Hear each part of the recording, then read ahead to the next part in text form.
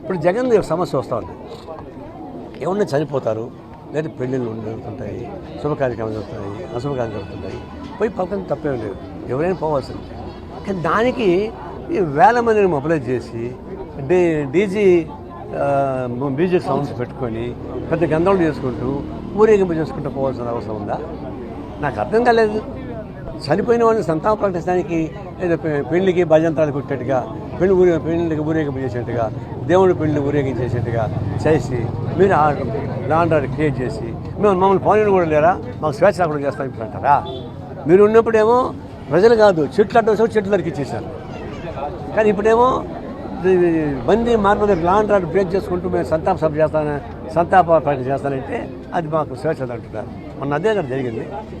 నీ కారు కింద వాడు చచ్చిపోయాడు, సరే ఆయన సంబంధం లేకపోవచ్చు, నీ కారు కింద వాడు చచ్చిపోయాడు, ఎందుకు చచ్చిపోయాడు?